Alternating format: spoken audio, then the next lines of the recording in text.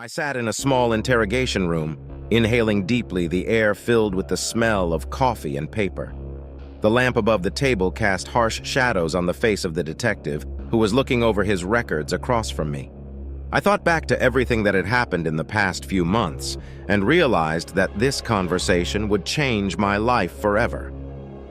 "Tell me everything from the beginning," Detective Green finally said, looking up. His eyes carefully followed my every move. "It started a few months ago," I began, recalling that first call. "I got a message from an old friend, Jack. He was asking for help. Jack didn't usually come to me with requests like that, so I decided to find out what happened." That evening was particularly dark. I drove up to Jack's house and saw that the windows were closed and the door was half open. My heart sank with a bad foreboding. I went inside and shouted his name, but there was no answer. "Jack was lying on the living room floor," I continued, looking at the detective. "There was blood everywhere and I knew he was already dead. But this was no ordinary murder. Someone had written the word 'next' in his blood on the wall." Green leaned forward, listening with interest. "And what did you do then?" "I called the police," I replied. "But that moment was the beginning of a nightmare. In the following weeks, I started getting strange messages and calls. Someone was playing with me like I was a doll, and with each message it became clear that the killer would not stop at Jack. I became the next target. My heart was beating fast as I continued my story. When I found Jack, I felt my blood run cold. It wasn't just death, it was a message." "Letter?" Detective Green frowned. His eyes became even more alert. "Yes," I nodded, feeling cold beads of sweat run down my forehead. "I started getting messages on my phone. At first they were just cryptic words, but then they got more and more ominous." I pulled my phone out of my pocket and showed Green some messages. "Here, see for yourself. The first ones were short. 'I see you. You're next.' But then they became more personal. 'I know where you live. Your life is in my hands.'" Green looked at the message, his face becoming even more serious. It wasn't just scary, it was real and inevitable. "I started checking all the locks, always looking over my shoulder, constantly living in fear," I continued, feeling my throat tighten with emotion. "I tried to live a normal life, but every sound, every whisper in the dark made me tremble with fear. I knew that this killer was somewhere nearby, that he was watching me." "What happened next?" Green asked, not taking his eyes off me. "One day I came home and found the door open. I froze on the spot, but I gathered my strength and went inside. Every room was turned upside down. All my things were scattered, the furniture was broken, but the worst was in the bedroom. There on the wall were large in red letters it was written, 'You are mine.' That was the moment I realized I had to act." My voice trembled, and I felt my heart beat even faster. "I packed all my things and moved to a motel on the other side of town, but even there I didn't feel safe. The killer was too close." Green looked at me with understanding. "And then you turned to us." "Yes," I nodded, taking deep breaths to try to calm myself down. But I didn't know that this was only the beginning of my horrors. Memories rushed through my head like a tornado, and I could barely contain myself to continue to tell. I felt myself sinking back into the fear and panic that had become my constant companions. Green watched me carefully, his gaze piercing but not judgmental. He wanted to know more, and I was willing to share. "Moving into a motel has given me no peace," I began, clenching my fists to keep myself from shaking. I felt that the killer was always nearby, that he was breathing down my back. One evening, I returned to the motel after a long day at work. Dusk had already fallen on the city, and the streets were empty. When I opened the door to my room, I was greeted by the same horrible feeling I had had in Jack's house. Everything was in its place, but it felt like someone was here. Every corner of the room seemed suspicious, and I slowly walked around the room, listening for every sound. I couldn't sleep. That night I kept hearing whispers and footsteps behind the wall. It seemed to me that the door was about to open and someone would enter the room, I continued, feeling goosebumps running through my skin from fear. Then I decided I needed to find the killer myself before he found me. "Did you try to find him?" Green asked in surprise. "Yes," I nodded, feeling bitter on my lips. "I collected all the messages, all the threats, and started looking for clues. Each message was written in different fonts and from different phones, but they all had the same signature. M. That was the only clue. I decided that this could be the key to the solution and began to check all possible connections. I remembered that Jack had once talked about an old acquaintance named Marcus, who had always been a bit strange. Marcus worked at the local library and was a real fan of mysteries and crime stories. I decided to visit him, I continued, remembering that day. Marcus received me with a smile, but I saw something disturbing in his eyes. We talked for several hours, but I could not shake the feeling that he was hiding something. Then I found an opportunity to go into his private office and saw something that froze me from horror. On the wall in his office hung newspaper clippings about all the murders in our city over the past few years, and the worst thing was that among them I saw a clipping with a photo of Jack and me. There was a picture of me and Jack, and it said "Next Up." My voice shook and I felt tears welling up in my eyes. I realized that Marcus was the killer. He was playing with us like cat and mouse, and now I was his new toy. I sat in front of Detective Green, feeling a wave of emotion wash over my body. Every detail, every moment of horror came back as if I were reliving those events. When I saw the pictures on Marcus' wall, everything inside me froze, I said, trying to steady my breathing. I felt the ground go away from under my feet. It was a real nightmare. "What did you do then?" Green asked, leaning in closer, his face serious and focused. I slowly moved away from the wall, trying not to give myself away. Marcus was in the next room and I heard him humming something. I ran a hand down my face, feeling a cold sweat. I was trying to think of a reason to leave quickly, but then he walked into the room and saw me in front of a wall of photos. His face changed in an instant, I continued, clenching my fists to hold back the shaking. His eyes were burning with anger, and he was approaching me step by step. I realized that I was trapped. Marcus stopped in front of me, his breathing heavy and ragged. He smiled, but it was the smile of a predator smelling prey.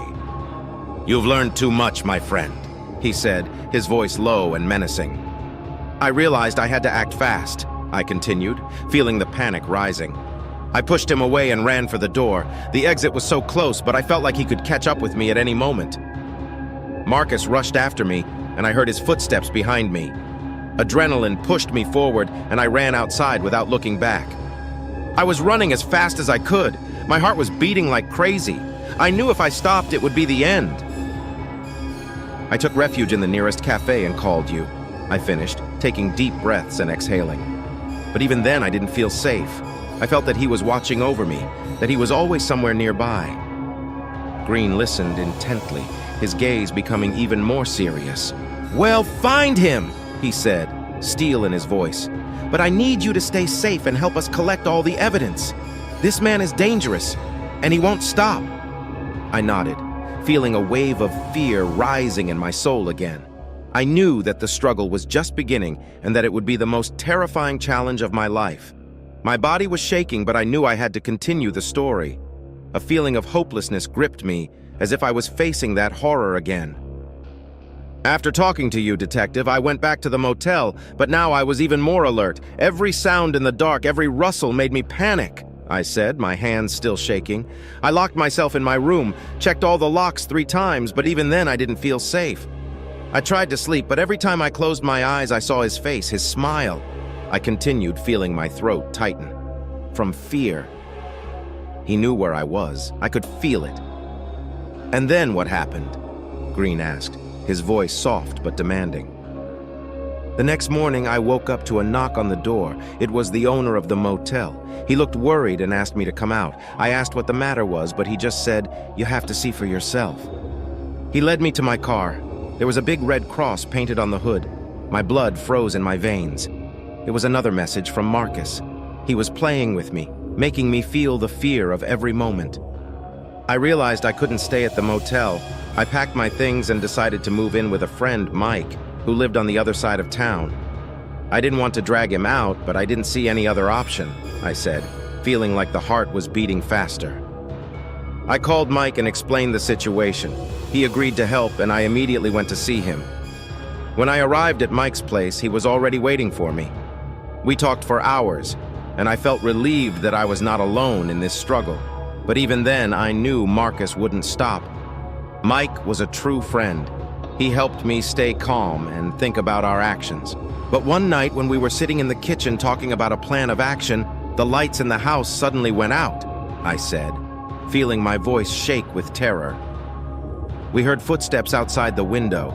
Mike grabbed a kitchen knife and I reached for the phone to call the police, but there was no connection. We were in the dark, unable to communicate with the outside world. Every sound outside the window seemed closer and closer. We knew it was him. He came for us. Green listened intently, his eyes strained. What did you do then? We stayed in the house trying to defend ourselves. Mike was ready to fight, but I had a feeling this was just the beginning of a new horror. We knew Marcus wouldn't stop until he got his way, I finished, feeling my hands turn cold later. It was a battle for survival, and we found ourselves in the middle of this nightmare. Darkness enveloped us. Every sound echoed in a heart that was beating wildly. I looked at Mike, at his clutched knife, and felt fear flood me from head to toe. We were like two mice in a trap, and I couldn't shake the feeling that Marcus was somewhere nearby, hiding in the dark. We can't just sit here, Mike whispered, his voice shaking. We have to do something. I nodded, forcing myself to move. We slowly made our way to the door, trying not to make a sound. Step by step, breath held, we reached the corridor. Suddenly, the door exploded with a loud bang, and we jumped back. It seemed like Marcus was deliberately toying with us, making us feel completely helpless. I could feel the panic rising inside me, threatening to consume me whole. "He's here," Mike whispered, his eyes wide with fear.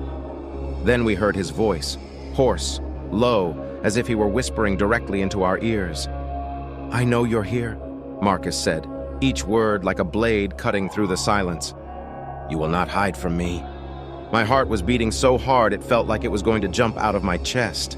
I could feel a cold sweat running down my back, and every nerve in my body was taut like a string. Mike waved the knife, gesturing for me to stay back. We began to move back, trying to find a way to escape, but Marcus continued to speak, his voice echoing from every corner of the house. "You think you can escape? You belong to me." Then the worst thing happened. The light flashed for a moment, and we saw his figure in the doorway. He was a tall, ominous figure, and his eyes glowed with an ominous gleam. I felt panic grip my mind. "Run!" shouted Mike, and we rushed forward, passing Marcus. We ran outside, but he was faster. He grabbed my shoulder, and I felt his cold fingers tighten around me. I struggled to break free, but Marcus was too strong. "You won't run away from me!" he hissed, his breath burning my skin. But then Mike, gathering all his strength, stabbed Marcus. He cried out in pain, and I took this opportunity to break out of his grip. We ran again, this time without stopping, without looking back. We ran to the nearest police station, our legs barely able to withstand the strain. Every step was painful, but we did not stop. We knew that if we stopped, it would be the end of us. When we finally reached safety, I felt tears streaming down my face. It was a horror I will never forget.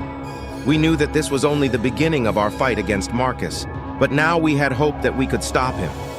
"You made the right choice by coming here," Detective Green said when we told him exhausted everything. "We won't let that monster hurt you again." But I knew the fight was far from over. That terror, that fear that gripped me when I heard Marcus' voice was just the beginning. Now it was up to us to find him and stop him before he found us again. We were sitting in the police station, and every second that passed was an ordeal. I could feel my mind playing with reality, fear and tension flooding my thoughts. My hands were cold with fear, and I stared at Detective Green, hoping he would find a way to save us. "We have to be ready for anything," Green said, his voice calm but the worry in his eyes visible. "Marcus is not just a psychopath. He is very intelligent and dangerous." "We can't just sit here," I replied, trying to control myself. "He will find us if we don't act. We have to do something." "We're already doing everything we can," Green said. "But you need to stay safe. Stay here until we find out where he is." Mike and I agreed, although feelings of powerlessness and fear filled us. Every sound outside the window made us jump. Every knock was a possible signal from Marcus. My mind couldn't rest. It kept going back to every horrible moment over and over again. We sat in the station all night, I continued, my voice shaking and my eyes red from lack of sleep and tears. Every time I closed my eyes, I saw Marcus' face, his terrifying smile. In the morning, when I was finally trying to sleep, we were woken up by a phone call. Green said they have new data. It turned out that Marcus apparently tried to attack another victim in another area, but the police managed to intervene in time. "We found him," Green said, his voice strained. "But he was able to escape. Now we have information about possible places where he may be hiding." "We must go after him," I said, feeling my heart pound again with fear and determination. "We can give him another opportunity to do damage." "You must stay here where it is safe," Green repeated, but I could see that his resolve was weakening. "We'll try to find him and stop him, but for now, stay safe." I could feel my fear turning to despair. If only I could do something to stop it. My mind was filled with thoughts of what might happen if Marcus came for us again. I could no longer bear this unknown. We were allowed to go back to Mike's apartment again, even though I knew it wouldn't make us safe. Every time I looked out the window, I expected to see the figure of Marcus in the darkness. Every noise was like an alarm bell for me. That evening, we received another call from Green. He confirmed that new traces of Marcus had been found in the area, but he had fled again. Every new day, when I learned about new attacks and new victims, my fear and feeling of powerlessness only increased. "What do we do next?" Mike asked, his voice filled with anxiety. "How can we live in such fear?" I looked at him, trying to find words of comfort, but my own fear and anxiety made it impossible. I understood that we were trapped in a terrible nightmare, and I had no guarantee that we would be able to get out of it alive. Only one thing was clear: our struggle had just begun, and now we must find a way to defeat this unknown and deadly challenge. We spent the night in Mike's apartment, but the sleep was far from restful. Every sound, every rustle made me jump in fear, as if I were trapped and every movement expected Marcus to reappear. "I can't live like this anymore," I finally told Mike, waking up with sweaty hands and a heart beating so fast it felt like it was going to jump out of my chest. "We have to do something. He won't stop until he finds us." Mike, sitting on the kitchen table and holding a cup of coffee, looked equally despondent. "I understand," he said, his voice hoarse from lack of sleep and fear. "But what can we do? All the police are looking for him, but he runs away again and again." I knew it was true, but my anxiety kept me at bay. I knew I had to find a way to not only stay safe, but also help the police catch Marcus. Every moment of delay could cost another life. "Maybe we could try to find something we missed," I suggested. "Perhaps there are some clues that haven't been seen yet." Mike nodded, but his eyes were sad. "Maybe, but where do we start? Maybe if we go over all our records again and the facts we already have, maybe there's something we missed. At the same time, we can try to contact other witnesses if there are any," I suggested, trying to find even a small chance. We started working on it. We went through all the documents again and again, reviewed the testimony, trying to find at least one detail that could help. But after a few hours of work, I began to feel a sense of hopelessness fill me. We seemed to have hit a wall. Then suddenly, my phone vibrated. It was a text from Detective Green. "New evidence has surfaced. We need to talk." My heart was pounding. Mike and I quickly left for the station. Green greeted us with a small smile on his face, but his eyes were serious. "We found something," Green said. "We have new evidence that may help." "What it is?" I asked, feeling the tension rise again. "A person who lived nearby saw Marcus but could not recognize him. She noticed that he was wearing a strange medical suit," Green explained. "Perhaps this will help us narrow down our search." "A medical suit?" I repeated, trying to understand what it could mean. "Perhaps this is a sign that he has some kind of medical education or works in the medical field." "Maybe," Green confirmed. "We'll be checking out all the medical facilities in the area, but we need your help. Maybe you could remember something you saw or heard that might help." We returned to Mike's apartment, full of new hope, but also fear. After all that had happened, each new piece of information was like a light at the end of the tunnel, but I knew that even with the new evidence, Marcus was still very dangerous. Night came again, and I tried to find sleep, but fear consumed me again. I could not sleep. My thoughts did not give rest.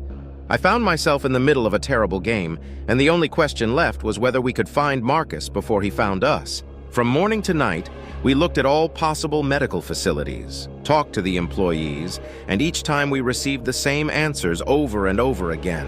No one saw anything suspicious. It seemed that our efforts were in vain, and I was beginning to lose hope.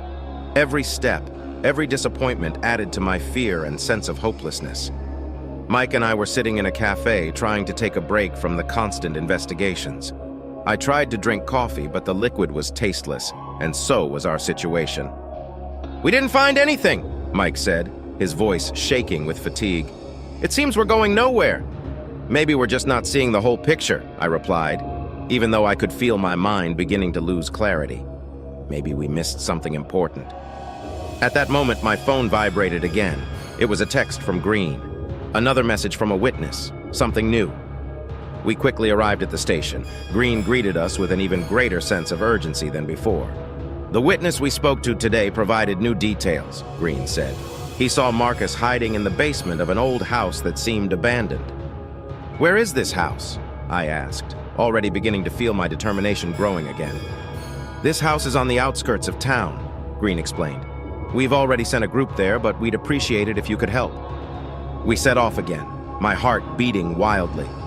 On the way to the old house, I could feel every second bringing us closer to a possible confrontation with Marcus. Every sound, every shadow was like a hint that we were close. When we finally got to the old house, it looked ominous. The gloomy building with cracked walls and broken windows seemed immersed in a silence that was like an echo of our fear. I could feel my hands shaking as we approached the door. "Mike, be careful," I whispered, my heart beating so fast I could feel it in my throat. "Marcus may be inside." Mike nodded and took the role of the first, knife drawn at the ready. We opened the door and broke the silence of the old house with all our might. The interior was dark and dusty, and every step we took sounded like thunder. We had gone through several rooms when suddenly we heard a noise. I felt the blood freeze in my veins. The sound was perfectly familiar, approaching footsteps. I looked at Mike and his face was pale with fear. "Marcus," I whispered, feeling the fear wash over me. "He's here!" We continued to move, but each step we took was slower and more careful. Suddenly I noticed how one of the dark corners of the house looked suspicious. We got closer and found an old hatch that led to the basement. Mike looked stubborn. "We should check," he said, and we descended the stairs into the darkness. Below, we found several racks of medical instruments and old documents, but more importantly, we found notes that appeared to belong to Marcus. They had details of his plans, an impressive number of casualty lists, and pictures of us. My fear peaked when I saw these records. It was like he was running our game and we were his pieces on the chessboard of death. "We can't stay here," I whispered. But at that moment, we heard a noise behind us. Marcus was close, and to feel his presence was like being punched in the stomach. "Let's run!" shouted Mike, and we rushed to the exit. But suddenly a sound is heard, as if something heavy has fallen. I could feel the fear filling me, and I was certain that this was the end of us. We ran out of the house and narrowly avoided the trap Marcus had set for us. Our hearts beat with terror, and even in the darkness of the night sky, I felt that I was once again under his gaze. We reached the police station, and I felt tears streaming down my face again. "He already knows about us," I said, trying to hold back my sobs. "We must act quickly before he makes his next move." Green looked at us with great alarm. "We'll work on it, but you need to stay under guard. Don't leave the house until we're sure he's in custody." We returned to the apartment filled with fear and anxiety. The night was unbearable again, and I couldn't shake the feeling that Marcus was closing in, ready to strike again. Every noise, every shadow was a reminder that we were once again at the center of his deadly game. The night passed like a terrible nightmare. My thoughts were plunged into darkness, and I could not find peace. Every sound outside the window, every creak of furniture in the neighboring apartments made me fear that Marcus was close. The morning came, but when it dawned, it could not bring me relief in any way. Every moment felt like an eternity, and I couldn't wait to finally find out what was going on. We found ourselves again at the police station, full of anxiety and fear. "We've checked every lead we can," Green said. but his voice wasn't as confident as usual. Currently, we have information that Marcus often visits old abandoned places. He may be planning another attack. Any new clues? I asked, trying to suppress my anxious breathing. We received reports of strange activity in an abandoned warehouse on the outskirts, Green said. Maybe this is our chance. We need to check this place out. Mike and I set off on a new trail, our hearts pounding with each step. We reached the old warehouse, which looked like a scene from a horror movie. Crumbling walls, broken windows, and darkness engulfing everything around. Every step was hard and tense, and my nerves were on edge. We stepped inside, and the darkness around us was like a living organism waiting for us to fall into its trap. We had only one flashlight, and its weak light had the strange effect of making the darkness more ominous. "Be careful," Mike whispered, his voice shaking. "We don't know what awaits us." "I know," I answered, trying to stay calm, "but we must go on." In the middle of the warehouse, we found several old racks on which various tools were laid out. In the darkness, it seemed that every object could be used as a weapon.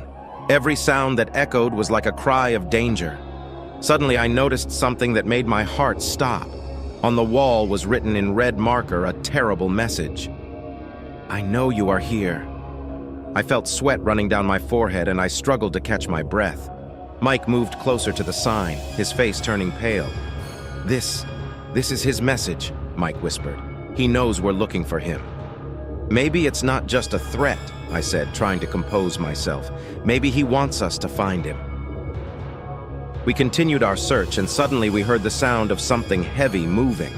My heart throbbed again with fear. We followed the sound and suddenly found ourselves in front of the door leading to the underground part of the warehouse. "We should check it out," I said, but my legs were shaking. This could be his hiding place. We opened the door, and in the darkness of the dungeon, we found many notes and photographs. These were images of us, Mike and I, taken from a very close distance. They were all amazed and showed moments of our everyday life. This is all about us," Mike whispered, his voice laced with terror. "He knows everything about us," I replied. "Maybe that's his plan. Maybe he's already decided what he's going to do next." We continued to check the room, but suddenly we heard the sound of someone approaching quickly. We turned to the door and saw it slowly open. "We have to go!" I shouted, and we ran for the exit again. My fear reached its limits, and I felt every part of my body shaking with terror. As we ran out of the warehouse back into the darkness of the night, I could feel my heart almost pounding out of my chest. We tried to calm down and return to the police station, telling Green about the findings. "He's not just a maniac," I said, trying to hold back tears. "He's a real monster. He's playing with us." Green looked at us with a serious expression. "We must stop him before it is too late. Our resources are growing, and we have received new information on his possible location." Mike and I felt that the climax of our terrible ordeal was approaching. Each new day brought new fears, and now we knew. Marcus was no longer just a danger. He was an invisible enemy playing with our lives, and we were just trying to stay alive. The night that followed was the most terrifying of all. The shadows around our shelter seemed alive, and every crack or noise was like a hint of approaching death. We sat in the police station waiting for further instructions, but the fear and anxiety were almost overwhelming. I kept thinking that Marcus was always one step ahead of us. Green finally called. "We have received new information." His voice was strained. "We seem to have the coordinates of where he might be. We have to act fast." Mike and I raced to the new location, each second seeming like an endless period of fear and anxiety. When we arrived, it was an old, run-down hospital that had long since lost any medical equipment. We knew this could be the last place we could meet Marcus. When we got inside, the darkness of the hospital was alive. Wandering through the corridors, we noticed fragments of old equipment and forgotten tools. Throughout our stay here, it felt like every step was bringing us closer to a terrible denouement. "We have to be very careful," Mike whispered, his voice a whisper of fear. We approached the door that led to the underground rooms of the hospital. With each step we took, my heart was beating faster, and I could feel my fear peaking. We opened the door and descended into the dark dungeon. "We can't stop," I said, trying to catch my breath. "We're almost there." The darkness was so thick that it seemed we could drown in it, but suddenly, I saw something that made my heart stop. The light of a flashlight coming through the crack in the door. It was proof that Marcus was already here. We went to the door and opened it, and a terrible picture opened before us. Marcus was standing in the middle of the room with his back to us. There were pictures hanging on the wall, showing us our homes, and even our loved ones. "You were so close," Marcus' voice suddenly broke the silence. "But now you are in my trap." Mike tried to say something, but the words wouldn't come out. I was ready to fight, but I still felt my fear wash over me. Suddenly, Marcus turned and I saw his face. It was pale and misshapen, with eyes that seemed to burn with hatred. "You thought you could beat me?" he said, his voice filled with malice. "I'm playing with you and you can't escape." Mike and I were determined, and we started to fight him. Every blow, every attempt to stop him was like fighting a living nightmare. I could feel my body getting tired and sore, but I couldn't stop. Marcus was incredibly strong and fast. We fought, but he was invincible. My fear peaked when I realized that we might not survive this battle. But suddenly I heard the sounds of reinforcement. It was the police. Green and his team finally arrived. "Stop!" shouted Green, and his team began to shoot in the direction of Marcus. It created a momentary distraction that gave us a chance. Mike and I managed to contact the police, and Marcus was taken into custody. I watched him as they took him away. He looked as cold and ruthless as before, but he was finally in the hands of justice. "We did it," Mike said, his voice full of weariness and relief. "We stopped him." We went back to the station where all the police officers who supported us during this terrible time were there. I felt a great relief, but I was still under the impression of the fear and horror I had experienced. "You've been through a real nightmare," Green said. "But thanks to your efforts, we were able to stop Marcus. Now we can feel safe again." Mike and I returned home, but the fear and anxiety still lingered. The night was quiet, but for us it remained filled with memories of what happened. We found peace again, but the constant fear of what could happen at any moment remained with us. We now knew that true evil might be closer than we thought, and that our struggle for life would live on in our memories. It was the end of our terrible game, but the traces of fear and anxiety will remain with us forever.